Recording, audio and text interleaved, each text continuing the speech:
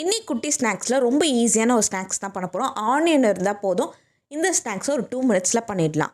ஆனியனை நல்லா ஸ்லைஸில் கட் பண்ணிக்கோங்க. பிரியாணிக்கெலாம் கட் பண்ணுவோம்ல, அந்த மாதிரி கட் பண்ணிக்கோங்க. இப்போ அந்த பவுலில் வந்து ஆனியனை போட்டுட்டு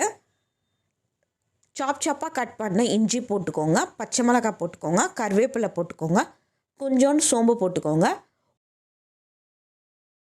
மஞ்சள் தூள், மிளகாத்தூள், உப்பு போட்டுக்கோங்க. இதில் கோதுமை மாவு இல்லைன்னா மைதா மாவு ரெண்டுத்தில் ஏதாச்சும் ஒன்று வந்து போட்டுட்டு தண்ணி தெளித்த மாதிரி நல்லா வந்து பிசைஞ்சிக்கோங்க. தண்ணியாகவும் இருக்கக்கூடாது, ரொம்ப கட்டியாகவும் இருக்கக்கூடாது, ஒரு லூஸ் பதத்தில் இருக்கணும். வடைக்கு தட்டுற மாதிரி தட்டிட்டு இப்போ எண்ணெய் நல்லா காஞ்சோன்னே நம்ம போட்டுக்கலாம். இது ஒரு 10 செகண்ட்ஸ்லேயே வந்து நல்லா நம்மளுக்கு வெந்துடும். நல்லா நம்மளுக்கு அந்த ஆனியன் ஸ்மெல் வரும். அப்படியே திருப்பி போட்டிங்கன்னா எவ்வளோ ப்ரௌன் கலரில் இருக்குது பார்த்தீங்களா? ஒரு 2 மினிட்ஸ்லேயே இந்த ஸ்நாக்ஸ் ரெடி ஆகிடும். ரொம்ப சூப்பராக இருக்கும். ட்ரை பண்ணி பாருங்கள். சிம்பிள் தான்.